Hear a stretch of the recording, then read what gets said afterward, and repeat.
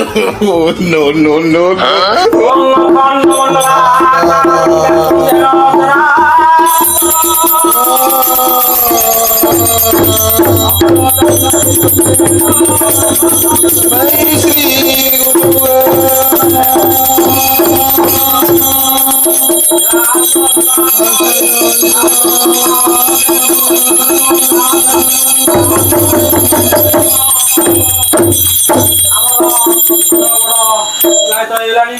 विलंबना मुझे अनुरोध कर पाला परिवेशन करने आसतु जेना बाबू पाला परिवेशन करने आज विषय वस्तु हूँ गंजेई। अच्छा पालिया भाई कहब कि गंजेई मान अर्थटा कौन कही दियो। गंजेई गरे गभीर ज्ञान जंजाल मुक्ति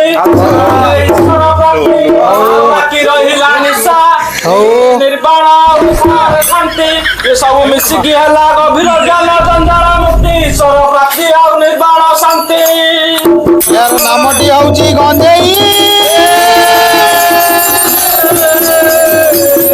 गंजेई ताहले आज आम आलोचना करवा गंजेई निशा बाबद यही गंजेई निशा खाई बा पी की बा टाणी की संसार नष्ट हो गलानी बहुत संसार नष्ट हो गलानी एवं संसार नष्ट होउची बा आगो को नष्ट हब तेणु करी यही गंजेई निशा बाबद आज आम आलोचना या करिया सचेतन करवा।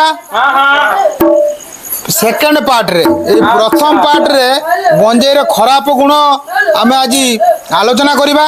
सेकेंड पार्ट रे आमे गंजेईर सचेतन करवा बा भल गुण किसी गंजेईर आमे दर्शक मान हमर श्रोता बंधु दर्शक मंडली को करवा। जो भाई माने हमकु आज मोबाइल पछद पटरे देखुचंती सेमानक पाई भी गोटे सचेतन वार्ता जीव प्रत्येक गाँ गंडा रे गली कंदी रे एई गंजेई निशाटी सबुआडे भरपूर होई रहिची। तेणु करी एई गंजेई निशा बाबद रे बा विषय रे आज आमे परिवेषण करवा जे गंजेई निशा कौन काहे केमिति कोउडु आइला कौन केमिति हला। तो गंजेई निशाटी एक छोट निशा बा छोट छोट पैसा रे से निशाटी करी पारे मनीष केमिति कम पैसा रे भल निशा बास बास बास जेमिति हमर प्रबाद रे अछि बा कथा रे अछि सस्तारु हीनस्ता। तेणु ए गंजेई निशाटी हला सस्तारु हीनस्ता नै निशा। ताले कवि एटी कौन लिखिले गंजेई रे गंजेई तू मन नेलु भूलेई रे मन नेलु भूलेई गंजेई रे गंजेई तू मन नेलु भूलेई रे मन नेलु भूलेई हातरे तते दड़ी दी बुझी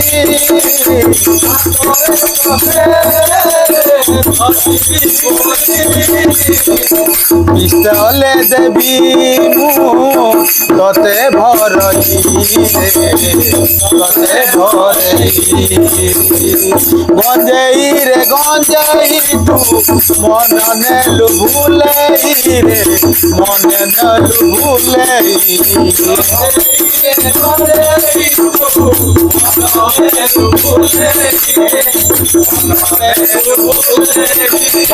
रही जा रे गंजेई तू मन नेलु भूले। अच्छा ताले आमे विषय वस्तु ऊपर को जीवा ताले आपण माने देखिथिबे जे गंजेई एकुटिया केबे केई टाणी पारंती नाही संग दरकार गंजेई रे संग दरकार काहे पालिया भाई मोर बोल क्वेश्चन बा प्रश्नटे पचारले काहे की निश्चित बुझांतो ए जो टिके आगुरु जो पद्यटी म गाइली जे गंजे रे गंजे तू मन नेलु भूले। अच्छा केमिति केमिति गोटे आस्तर बसिथिबो पांच जण गंजेड़िया चारि पाखरे बसिथिबे मझिर पिस्तल बा बंदूक बा चिलीमोटी रहिथिबो देखिथिबे जेतबेले जण जणकू निया दिए केमिति दिए बाक बाबू केमिति दिए मनीष मल्ला बेले निया दियंती मोरे ଏଠି କିନ୍ତୁ ବଞ୍ଚିଥିଲା ବେଳେ ମୁହଁରେ ନିଆଁ ଦେବାକୁ ବାସ୍ ବାସ୍। ସେଇତ ମଜା। ତ ତେଣୁକରି ଯେତେବେଳେ ପିସ୍ତଲ ମୁହଁରେ ନିଆଁଟି ଦିଆଯାଏ ବା ଚିଲିମ ମୁହଁରେ ପିସ୍ତଲ ମାନେ କଣ ଏ ବାବୁ ଜାଣି ପାରୁନାହାନ୍ତି। ଚିଲମ ତାଙ୍କର ଜ୍ଞାନ କମ ଅଛି ଆଉ।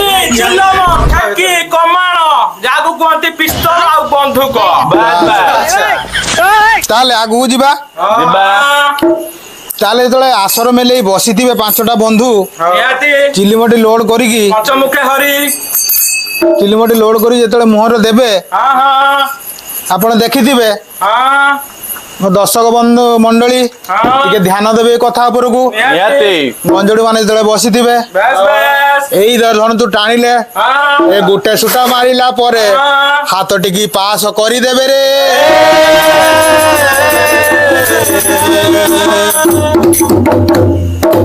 ସେଇଠାରେ ନିହାତି ଯଦି ଜଣେ ଗଞ୍ଜୁଡୁ ବନ୍ଧୁ ନ ବସିଥିବ ତାହେଲେ ସେ ଚିଲିମଟିକି ସେ ପ୍ରଥମ କାହାକୁ ଦବ? ବାସ୍ ବାସ୍ ସେ ପ୍ରଥମେ ଯୋଉ ଲଗେଇଥିବେ ସେ କାହାକୁ ଦେବେ? ସଙ୍ଗ। ସଙ୍ଗ। ସେଠି ଯଦି ସଙ୍ଗ ନଥାଏ ସେ ଗଞ୍ଜେଇ ନିଶା ବାସ୍ ତା ଜାଣିଥିବେ ଏମିତି ଟାଣିକି ଯେତେବେଳେ ଏମିତି ପାସ୍ କରିଦେବେ ସେପଟୁ ଆଉ ଜଣେ ଥିବେ ତାକୁ ଧରିକି ଆଉ ଜଣେ ଏମିତି 5 ରାଉଣ୍ଡ ବୁଲି ଆସିବ ପୁଣି ଯୋଉଠି ପ୍ରଥମେ ଆରମ୍ଭ ହେଇଥିଲା। ବୁଝିପାରିଲେ? ଗଞ୍ଜେଇର ଗୋଟେ ଭଲ ଗୁଣ ହଉଛି କଣ? କଣ ଭଲ ଗୁଣ? ମଦ ନିଶା ଉପରକୁ ଗଞ୍ଜେଇ ନିଶା ତଳକୁ ବା ଭିତରକୁ। ବାସ୍ ବାସ୍। ଜଣେ କି ଗଞ୍ଜେଇଟିଟେ ଦେଖିଥିବ ସବୁବେଳେ ଗଞ୍ଜେଇ ଟିକେ ମାରି ଦେଇ ସାରିଲା ପରେ ତା ଚାଲିଟା କେମିତି ହବ? ଜ୍ଞାନରେ ବୁଡିକି ରୁହନ୍ତି। ସେଟା ହଉଛି କଣ?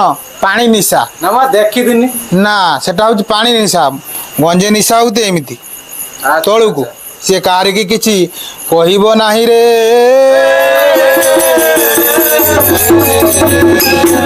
ହଉ ଆଗକୁ ଯିବା। ନିହାତି ତ ଗଞ୍ଜେଇ ନିଶାଟି କେମିତିଆ ବା କଣ ଜାଣିବା। ଜାଣିବା। ନିଶ୍ଚିତ ଯେ ଗଞ୍ଜେଇ ଯିଏ ଟାଣେ ତାର ବହୁତ କମ ପଇସାରେ ସେ ନିଶାଟିକି କରେ। ଜାଣିଥିବେ ଗୋଟେ ଗୋଟେ ପୁଡ଼ିଆର 10 ଟଙ୍କା 20 ଟଙ୍କା 30 ଟଙ୍କା ଏମିତି। ଟଙ୍କାରେ ଗୋଟେ ଚିଲମ। ବାସ୍ ବାସ୍। ପାଳିଆ ବାବୁଙ୍କର ବହୁତ ଜ୍ଞାନ ଅଛି ଏ ବିଷୟରେ। ତେଣୁକରି ଗୋଟେ ହଉ ଆଗକୁ ଯିବା ଆଉ କାଳ ବିଳମ୍ବ କରିବା ନାହିଁ। ଗୋଟେ ବର୍ଷ 12 ମାସ 365 ଦିନ ମୁଁ ଗଞ୍ଜେଇ ନିଶାର ବୁଡିକି ରୁହେ ରେ।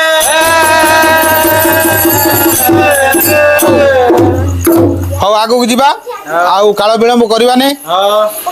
ତ କେମିତି ଜଣେ ମଣିଷ ବା ଏ ସମାଜ ଏ ଗଞ୍ଜେଇ ନିଶା କବଳରେ ରହୁଛି ସେଇ ବିଷୟରେ ଆମେ ଆଜି ଆଲୋଚନା କରିବା। ପ୍ରଥମ ପାର୍ଟରେ କୁହନ୍ତୁ ଏଟା ଭଲ କି ଖରାପ? ସେଟା କହିବି, ଶେଷରେ କହିବି। ତ ଜାଣିଥିବେ ଗଞ୍ଜେଇ ଯୋଉମାନେ ଖାଆନ୍ତି ବା ପିଅନ୍ତି ବା ଟାଣନ୍ତି ଯିଏ ଯେତେ ରକମ ଭାଷାରେ କହିପାରେ। ତ ସିଏ ମଣିଷଟି କଣ କରେ? ସକାଳ ହେଲେ ତାର ଟିକେ ସୁଟା ଦରକାର ବା ଟିକେ ଗଞ୍ଜେଇ ଦରକାର। ପୁଣି ଦ୍ୱିପହରକୁ ଟିକେ ଦରକାର।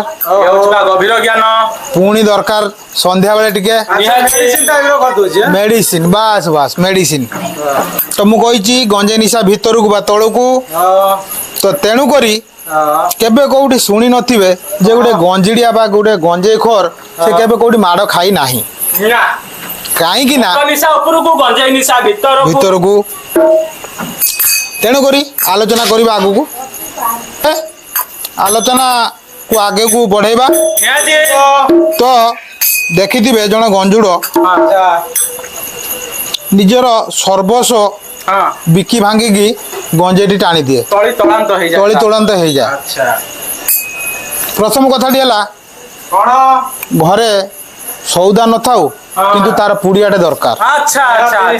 3 ଟାଇମ ଟାଣିବ କହିଲି ଟିକେ ଆଗରୁ। ତେଣୁକରି ବାପଟି ଯେତେବେଳେ 3 ଟାଇମ ଟାଣୁଛି ସ୍କୁଲର ଫିସ୍ ଛୁଆର ଦେଇପାରୁନି। ଏପଟେ ସ୍ତ୍ରୀର ଆବଶ୍ୟକତା ପୂରଣ କରିପାରୁନି। କେମିତି ଦବ? ସେ ତ ଯେତିକି ରୋଜଗାର କଲା ସେତିକି ଗଞ୍ଜେଇରେ ପଳେଇ ଗଲା ରେ।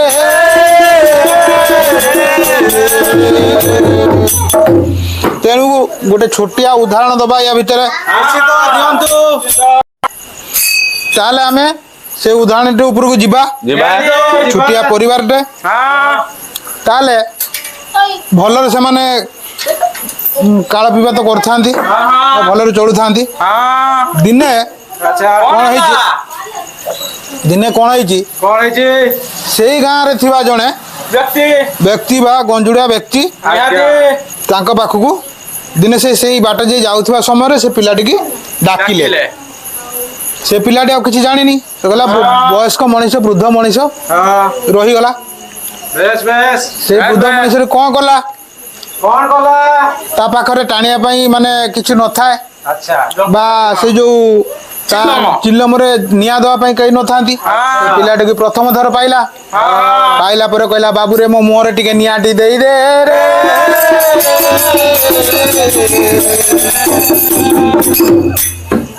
ତ ତେଣୁକରି ସେ ଲୋକଟି କିଛି ଜାଣିନି ତେଣୁକରି ନିଆଁଟି ଦେଇଦେଲା ଜାଣି ସାରିଲା ପରେ ଆପଣମାନଙ୍କୁ ମୁଁ ଆଗରୁ କହିଛି ଗଞ୍ଜେଇ ନିଶା ଭିତରକୁ ଆଚ୍ଛା ତ ନିଶା ଉପରକୁ ଗଞ୍ଜେଇ ନିଶା ଭିତରକୁ ବାସ୍ ବେଶ ବେଶ ବାସ୍ ବାସ୍ ତ ତେଣୁକରି ସେ ପିଲାଟି ନିଆଁ ଦେଇ ସାରିଲା ପରେ ଆଚ୍ଛା ଟିକେ ବସିକି ରହିଲା ହଁ ସେ ଲୋକଟି ତାକୁ ପଚାରୁଛି କଣ ପଚାରୁଛି ନା କଣ ପଚାରୁଛି କଣ ପଚାରୁଛି ଏ ବାବୁ ତୁ କାହିଁକି ଏମିତି ଶୁଖିଲା ଦେଖାଯାଉଛୁ ଆଗରୁ ଭଲ ଡଉଲ ଡାଲ ଦେଖାଯାଉଥିଲୁ କାହିଁକି ଆଚ୍ଛା, ଶୁଖିଲା ଦେଖାଯାଉଛୁ ହଁ ସିଏ ସେଇ ଲୋକଟି ବୃଦ୍ଧ ଲୋକକୁ କହୁଛି ମଉସା କଣ କହୁଛି ଘରେ ମୋର ବହୁତ ଟେନସନ ଆଚ୍ଛା ଆଚ୍ଛା କଣ ଟେନସନ କଣ ଟେନସନ ରହିଗଲା ନା ଘରେ ସ୍ତ୍ରୀର ଖଣ୍ଡେ ଭଲ ଶାଢୀ ନାହିଁ ଆଚ୍ଛା ଘରେ ଲୁଣ ତଳ କିଛି ନାହିଁ ପିଲାର ଟିଉସନ ପଇସା ଦେଇ ପାରୁନି ପିଲାର ସ୍କୁଲ ପଇସା ଦେଇ ପାରୁନି ସେଇ ବାସ୍ ବାସ୍ ଏ ଦୁଃଖ ଏଇ ଦୁଃଖ ଭିତରେ ସିଏ କଣ କରିଛି କଣ କଲା ନା ସେଇ ପିଲାଟିକୁ କହିଲା ବାବୁରେ ଆଜ୍ଞା ଇଏ ହଉଛି ଦୁଃଖର ତ କଷ୍ଟର ଇଲାଜ ଆକୁ ଥରେ ଭିତରକୁ ତୁ ନେଇଯା ରେ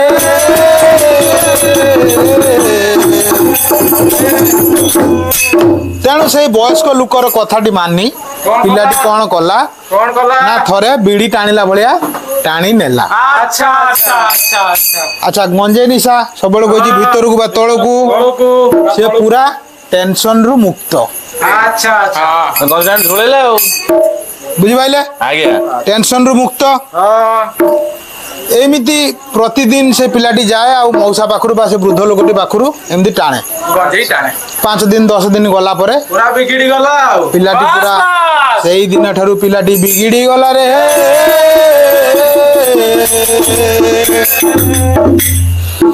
ତ ଗୋଟିଏ କଥା ଜାଣିଥିବେ କଣ କଣ ନା ଯୋଉ ଜିନିଷଟି ଆପଣ ଖାଇ ନଥିବେ ଆଚ୍ଛା ତାକୁ ଥରେ ଖାଇଲା ପରେ ଆଚ୍ଛା ସେ ଜିନିଷଟି ଆପଣଙ୍କୁ ଭଲ ଲାଗିଲେ ହଁ ଆପଣ ଖାଇ ଚାଲିବେ ଖାଇ ଚାଲିବେ ଖାଇ ଚାଲିବେ ଖାଉଥିବେ ତ ଖାଉଥିବେ ବାସ୍ ବାସ୍ ଖାଇ ଚାଲିବେ ହଁ ତ ତେଣୁକରି 5 ରୁ 10 ଦିନ ଗଲା ପରେ କଣ ହେଲା ଏ ବୃଦ୍ଧ ଲୋକଟି ଲାଗିଲା? ସେ ବୃଦ୍ଧ ଲୋକଟି କହିଲା ବାବୁରେ କଣ କହିଲା ମୁଁ ତ ତତେ ଏତେ ଦିନ ହେଲା ଖଇ ଆସୁଛି ତୁ କଣ ମତେ ଦିନଟି ଖଇ ପାରିବୁନି ଆଚ୍ଛା ତ ପିଲାଟି ସେତେବେଳକୁ ଗଞ୍ଜେଇ ନିଶାରେ ପଡି ସାରିଛି ଅଭ୍ୟାସ ହେଇଯାଇଥା ଅଭ୍ୟାସ ହେଇଯାଇଛି ଓହୋ ବୁଢାଟି ତାକୁ ପୁରା ଫସେଇ ଦେଲା ଫସେଇ ଦେଇଛି ଆଉ ବାସ୍ ତ ତେଣୁକରି ହଁ ଏଇଠି କବି ପଦିଏ ଲେଖିଲେ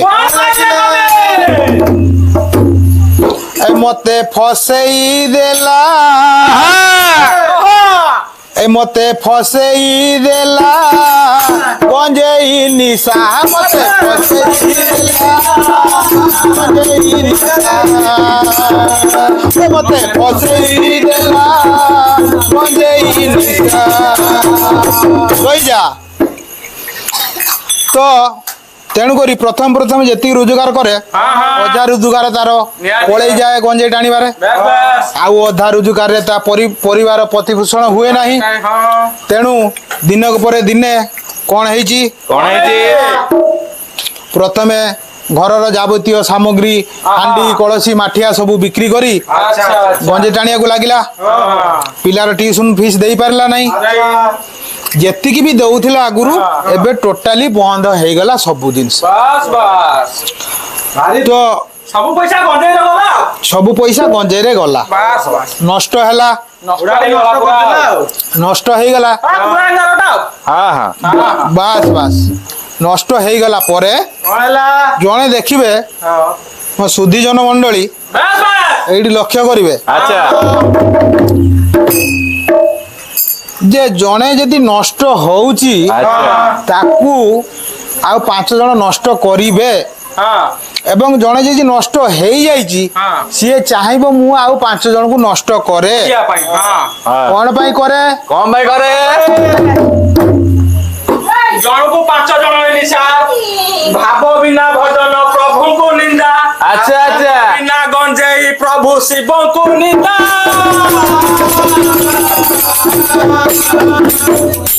ବାସ୍ ବାସ୍ ତ ତେଣୁ କରି ଏମିତି ଭାବରେ ଆଚ୍ଛା ଗୋଟା ଗାଁ ନଷ୍ଟ ହେଇଗଲା ନଷ୍ଟ ହେଇଗଲା ଏଇ ଗଞ୍ଜେଇ ନିଶା ଗଞ୍ଜେଇ ବର୍ବାଦି ପୁରା ପୁରା ଗୋଟା ଗାଁ ଗଞ୍ଜେଇ ନିଶାରେ ବର୍ବାଦ ହେଇଗଲା ବୁଢାଟି କରିଥିଲା ତେଣୁ କବି ଏଇଠି କଣ କହିଲେ ଏ ମତେ ଭଣ୍ଡେଇ ଦେଲା ଗଞ୍ଜେଇ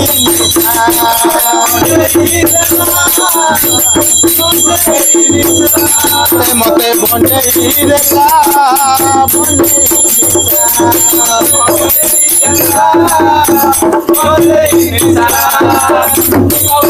ହେଇଗଲା ମନ ନଡ଼ିଆ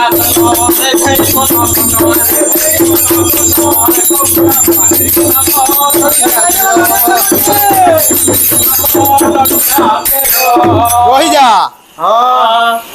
ତ ତେଣୁ କରି ଏମିତି ଭାବରେ ଗୋଟା ଗାଁ ଗଞ୍ଜେଇ ନିଶା କବଳରେ ବର୍ବାଦ ହେଇଗଲେ ବର୍ବାଦ ହେଇଗଲା ଆଚ୍ଛା ତେଣୁ ବର୍ବାଦ କରିଦେଲ ଆଉ ସବୁର ମୂଳରେ ଗଞ୍ଜେଇ ନିଶା ସବୁରି ମୂଳରେ ଏଇ ଗଞ୍ଜେଇ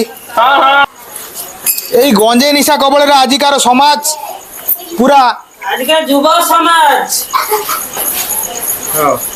ଭୁଲ ହେଇଲା ସେ ଆଜିକାର ଯୁବ ସମାଜ ଏଇ ଗଞ୍ଜେଇ ନିଶା କବଳରେ କେମିତି ପଡିଛି ଆଜି ଆମେ ସେଇ ବିଷୟରେ ଚର୍ଚ୍ଚା କରିବା ନିହାତି କରନ୍ତୁ ସଚେତନ କରିବା ଆମେ ଗଞ୍ଜେଇ ନିଶାର ପୁଣି ଚର୍ଚ୍ଚା ଦିଆହେଇଛି ଗୋଟେ କଥା ଗଞ୍ଜେଇ ନିଶାର ଚର୍ଚ୍ଚା ହଉ ହଉ ଆଗକୁ ଯିବା ଆଚ୍ଛା ଆପଣ ମାନେ ଜାଣିଥିବେ ଯେ ଏଇ ଗଞ୍ଜେଇ ଆଚ୍ଛା ଭାଇ ଭାଇ ମଧ୍ୟରେ ପ୍ରଭେଦ ସୃଷ୍ଟି କରେ ବା ବିବାଦ ସୃଷ୍ଟି କରେ ବାସ୍ ବାସ୍ ଆଚ୍ଛା ତେଣୁ କରି କବି ଏଇଠି କଣ ଲେଖିଲେ ଆରେ ଭାଇକୁ ଚିହ୍ନିବୁ ବାବୁରେ ଜମି ବଣ୍ଟନ ବେଳେ ଆରେ ଭାଇକୁ ଚିହ୍ନିବୁ ବାବୁରେ ଜମି ବଣ୍ଟନ ବେଳେ ଭଉଣୀକୁ ଚିହ୍ନିବୁ ବାବୁରେ ଜମିରେ ଭାଇକୁ ଚିହ୍ନିବୁ ବାବୁରେ ଜମି ବଣ୍ଟନ ହେଲେ ଭଉଣୀକୁ ଚିହ୍ନିବୁ ବାବୁରେ ପୁଅକୁ ଚିହ୍ନିବୁ ବାବୁରେ ଘରେ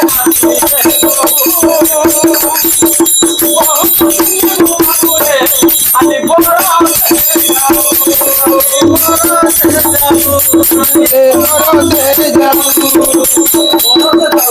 ତ ତେଣୁ ଆମେ ଆଜି ଶପଥ ନବା ବା ଶପଥ କରିବା କଣ ବାସ୍ ବାସ୍ ଆଉ ଆମେ ଏଇ ଜୀବନରେ ଗଞ୍ଜେଇ ଆଉ ଟାଣିବା ନାହିଁ ରେ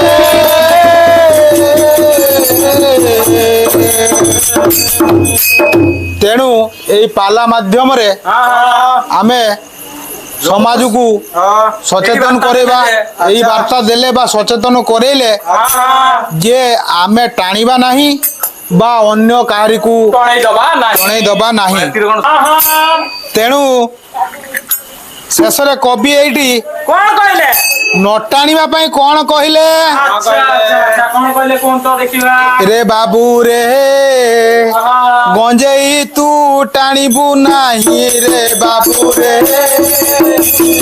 ଗଞ୍ଜେଇ ତୁ ଟାଣିବୁ ନାହିଁ ଗଞ୍ଜେଇ ଟାଣି ଟାଣି ଦେହ କଳା ହେଲାଣି ଗଞ୍ଜେଇ ଟାଣି ଟାଣି ରେ ବାବୁ ରେ ଗଞ୍ଜେଇ ତୁ ଟାଣିବୁ ନାହିଁ ରେ ବାବୁ ରେ ଗଞ୍ଜେଇ ତୁ ଟାଣିବୁ ନାହିଁ ଗଞ୍ଜେଇ ଟାଣି ତୁଇ ସର୍ବସ ହରେଇଲୁଣି ଗଞ୍ଜେଇ ଟାଣି ତୁଇ ସର୍ବସ ହରେଇଲୁଣି ବାବୁ ରେ ଗଞ୍ଜେଇ ତୁ ଟାଣିବୁ ନାହିଁ ରେ ବାବୁ ରେ ଗଞ୍ଜେଇ ତୁ ଟାଣିବୁ ନାହିଁ।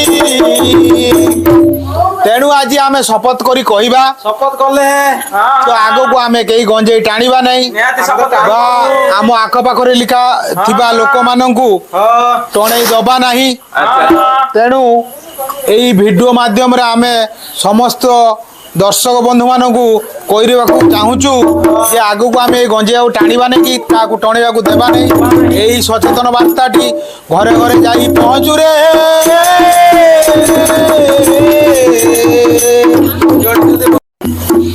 ତ ଆଜି ଆମେ এই বিষয়টি এইটি সমাপন করিবা সমাপ্ত করিবা।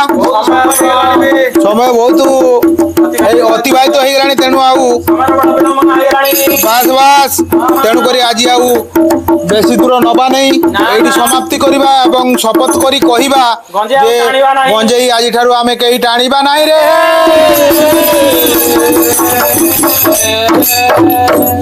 এবং সমস্ত ভাই বন্ধু মানুষ এই ভিডিও জরিয়ারে আমার বিনম্র অনুরোধ आपण मान के गंजेई निशा कबल पड़तु ना निजक सुस्थ रखु आरोग्य रखु एवं इतिमध्य आमर ये पाला परिवेशन आज परिवेशन टी शेष करूँ। बोल आनंद एक बार हरि बोल।